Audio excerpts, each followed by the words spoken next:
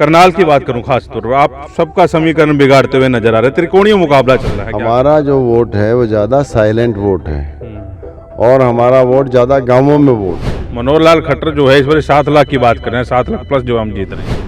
संघ के पास कोई जादू की छड़ी नहीं है कि संघ किसी जीतते हुए को हरा देंगे, हारते हुए को जिता देंगे। आपकी लोकसभा में कितने बच्चे बाहर चले गए, विदेशों में चले गए, रोजगार नहीं थे, जमीनें बेच के बाहर चले गए, आप नौकरी दिलाने की भी बात कर रहे हैं। बाहर लोगों को ये जो मुद्दा है लोकल वाला, ये लोगों के दिल में बैठ रहा है। तुर्रा बजाता आदमी, हम लोग आज मराठा साहब की गाड़ी में सवार हुए हैं और इनका चुनाव प्रचार देख रहे हैं।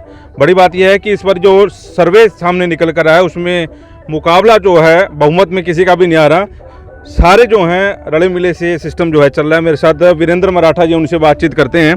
मराठा साहब, लोकसभा का जो सर्वे हुआ है, करनाल की बात करूं खास तौर पर, आप सबका समीकरण बिगाड़ते हुए नजर आ रहे हैं। त्रिकोणीय मुकाबला चल रहा है, क्या कहेंगे? मैं इसके बारे में ये बात आपको कहना चाहूँगा कि आपने जो अभी कहा कि मुकाबला तीनों बराबर बराबर से नज़र आ रहे हैं, हमारा जो वोट है वो ज़्यादा साइलेंट वोट है और हमारा वोट ज़्यादा गांवों में वोट है। उसके बारे में सर्वे वगैरह लोग कम करते हैं। फिर हमारा वोट इस समय हम आधे पे खड़े हैं, यानी अगर 12 लाख वोट पोल होना है, 6 लाख के करीब वोटों पे आज हम खड़े हैं और बाकी 6 लाख में सारे हैं। अभी मनोहर खट्टर और दूसरा कांग्रेस वाला जो मिली भगत से चुनाव लड़ रहे हैं, भूपेंद्र सिंह हुड्डा ने जो ये कांग्रेस का उतार दिया है यहाँ पर सिर्फ मनोहर खट्टर को मदद पहुँचाने के लिए, उसका तो कहीं पता ही नहीं है कहाँ है वो। ठीक है, और धीरे धीरे जैसे हम बढ़ते जा रहे हैं, आखिर तक हम मनोहर खट्टर को भी ऐसी स्थिति में पहुँचा देंगे, उसको अपनी जमानत बचानी मुश्किल हो जाएगी। अभी बीजेपी का को आंतरिक सर्वे हुआ है, पट्टी कल्याण में बैठक हुई है संघ वालों की, अब संघ वालों की एंट्री हो रही है, उनको भी ये लग रहा है कि 10 की सीटों के जो माहौल हैं वो बीजेपी के पक्ष में नहीं है। नहीं, संघ वालों की बैठक हुई होगी। संघ के बारे में तो मैंने ये भी सुना है कि आधा संघ तो बीजेपी के विरोध में है इस समय, और जो पक्ष में होंगे उनकी ये मीटिंग ऐसी हुई होगी। संघ के पास कोई जादू की छड़ी नहीं है कि संघ किसी जीतते हुए को हरा देंगे, हारते हुए को जिता देंगे। ठीक है, जैसा संघ के पास कार्यकर्ता है उससे ज़्यादा मजबूत कार्यकर्ता हमारा है। हमारा कार्यकर्ता साइलेंटली काम करता है, शोर नहीं बजाता। अभी आप थोड़ी देर पहले देख भी रहे थे, मैं लोगों को कह रहा था शोर मचाओ, शोर मचाने का समय है। पर हमारे कार्यकर्ता थोड़ा सा ये शोर कम मचाते हैं, लेकिन रिजल्ट जब आएगा ये सबको हैरान कर देने वाला रिजल्ट होगा इस बार। आपको पूरी उम्मीद लग रही है इस बार, क्योंकि मुकाबला जो है ना, जब नाम लिया जाता है मनोहर लाल खट्टर का तो वीरेंद्र मराठा का भी नाम जो है लिया जाता है। साइलेंट वोट की बात कर रहे हैं, मनोहर लाल खट्टर जो है इस बार 7 लाख की बात कर रहे हैं, 7 लाख प्लस जो हम जीत रहे हैं। सीट तो हम निकालेंगे, उसका कारण सबसे बड़ा ये है, हम यहाँ के लोकल हैं और ये दोनों कैंडिडेट बाहर के हैं। इनको हमारे दुख दर्द से कुछ लेना देना नहीं है। मनोहर खट्टर को लोग सिर्फ इतना जानते हैं, ये 9.5 साल हमारा मुख्यमंत्री रहा है और मनोहर खट्टर के बारे में इससे फालतू कुछ नहीं जानते। कहाँ का रहने वाला है, क्या इसका काम धंधा है, किस तरह की इसकी पृष्ठभूमि है, और दूसरे के बारे में भी लोगों को कुछ भी नहीं पता। अभी तो 3/4 क्या 90% लोगों को कांग्रेस वाले का तो नाम ही नहीं पता, शक्ल की तो बात बहुत दूर है। आपका प्लस पॉइंट ये है कि आप पहले भी चुनाव यहाँ से लड़ चुके हैं, लोग जान रहे हैं आपको। नहीं, मेरा प्लस पॉइंट तो सबसे बड़ा ये है कि मैं यहाँ पैदा हुआ हूँ, मैं इस धरती पे ही जन्मा हूँ, इस धरती पे ही जो है मैं खेला कूद के बड़ा हुआ हूँ और यही लोगों के बीच में मैं रहा हूँ। जीतूँ या हारूँ, मैंने यहीं रहना है। दूसरे इन दोनों के बारे में कोई भरोसा नहीं है। पहले जब भी आए जीत के यहाँ से चले गए और लोग ढूंढते रह गए उनको। तो इस बार लोगों को ये जो मुद्दा है लोकल वाला, ये लोगों के दिल में बैठ रहा है और ये निश्चित रूप से परिणाम अच्छे देगा। मराठा साहब, एक चीज़ और देखने को मिल रही है आपकी लोकसभा में, कितने बच्चे बाहर चले गए, विदेशों में चले गए, रोजगार नहीं थे, जमीनें बेच के बाहर चले गए, आप नौकरी दिलाने की भी बात कर रहे हैं, किस तरह से है वो मुद्दा? वो मैंने आपको बताया, इंडियन ऑयल कॉरपोरेशन की रिफाइनरी जो बोली में लगी हुई है, इन्होंने 45 साल पहले जब ये लग रही थी, जब पानीपत जिला करनाल का एक हिस्सा होता था, इन्होंने एक वायदा किया था कि इस रिफाइनरी से जो बाई प्रोडक्ट निकलेगा और जो दूसरे उद्योग के लिए एक रॉ मटेरियल का काम करेगा, जिससे कपड़ा, ये जूता वगैरह ऐसी चीज़ें बनती हैं, प्लास्टिक वगैरह, फोम वगैरह, तो इसकी फैक्ट्रियां हम यहाँ लगवाएंगे और करनाल के लोगों को उसमें लगाने में वरीयता देंगे, पहल देंगे, तरजीह देंगे। तो वह अब तक कुछ भी इन्होंने नहीं किया। और जो लोकल एमपी होता है वह इसके बोर्ड ऑफ डायरेक्टर्स का एक डायरेक्टर होता है। लोकल एमपी ने किसी ने जोर नहीं दिया। इस बार हमारा लोगों से ये वादा हम कर रहे हैं, हम जोर दे के वह फैक्ट्रियाँ इनसे अब लगवाएंगे। जो रॉ मटेरियल इनका बाहर दूसरे प्रदेशों में जाता है, यहीं उनका खपवाएंगे और यहीं के लोगों की हम फैक्ट्रियाँ लगवाएंगे और यहीं के लोग इन फैक्ट्रियों में काम करेंगे। तो उससे लाखों करोड़ों में नौकरियां निकलेंगी।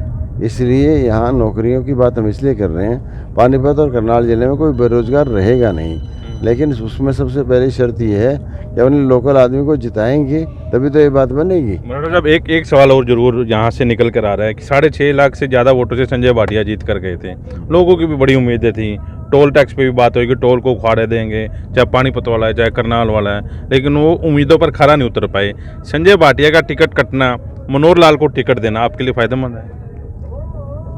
ये संजय भाटिया वगैरह उसी थैली के चट्टे, एक ही थैली के चट्टे बट्टे हैं। सुनना, इनका कार्य प्रणाली इनकी सबकी आरएसएस वालों की एक जैसी है, ठीक है। और इनको यहाँ के लोगों से कोई लगाव है नहीं। संजय भाटिया भी उन्हीं में से। संजय भाटिया बताते हैं अपनी, लोगों से सुनते हैं प्रॉपर्टी बनाने में लगा रहा, हाँ, प्रॉपर्टी डीलिंग में लगा रहा। जिस तरह भूपेंद्र सिंह हुड्डा मुख्यमंत्री रहते हुए प्रॉपर्टी डीलर बना हुआ था, ऐसे ही एमपी रहते हुए संजय भाटिया भी प्रॉपर्टी डीलर बना रहा।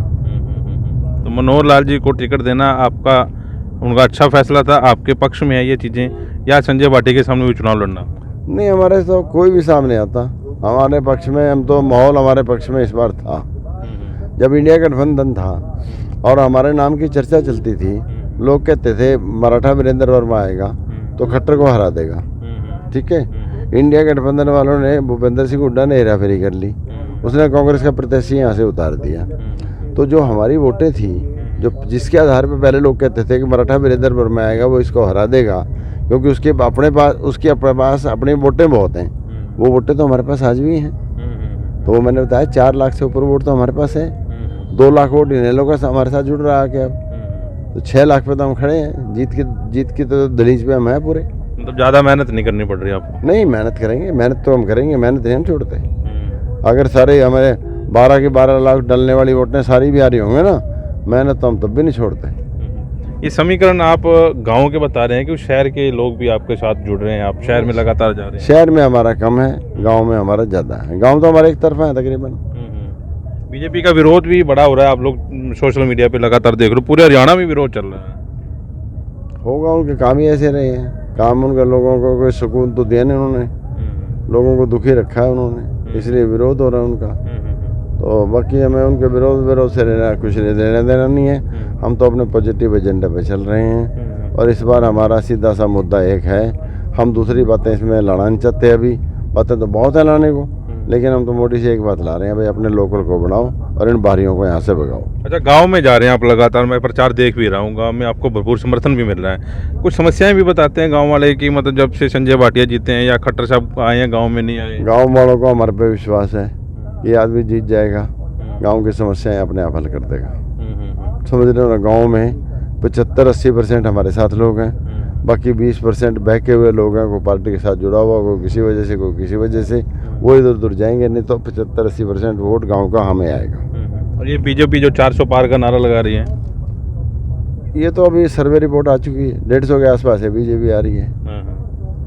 400 पार की तो बहुत दूर की बात है, 150 के आसपास आ रही है। किसी की भी हंग पार्लियामेंट आ रही है, किसी की मेजोरिटी नहीं आ रही इस बार। मतलब इंडिया गठबंधन कुछ करेगा कमाल?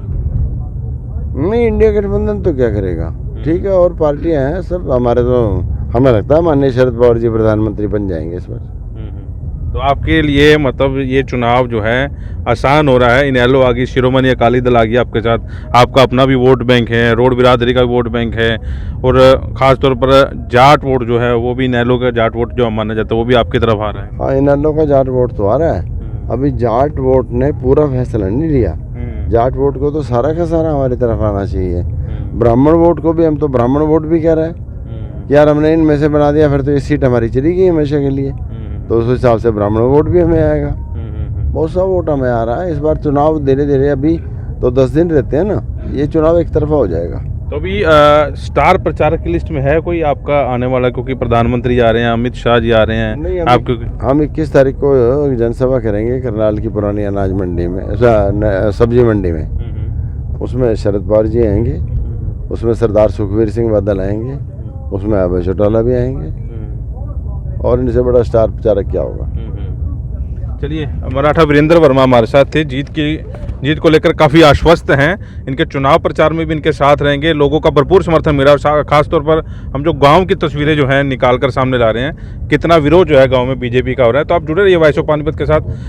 पल पल की अपडेट के साथ दोबारा लाइव होंगे, लेकिन इस इंटरव्यू के नीचे आप अपने कमेंट जो है वो जरूर देंगे और बताएं कि कौन सा उम्मीदवार कहाँ ढीला चल रहा है और कहाँ जो है उसको तेज़ी से प्रचार उसका आगे बढ़ रहा है। वॉइस ऑफ पानीपत के लिए प्रदीप अंजाल के साथ कुलवंत सिंह।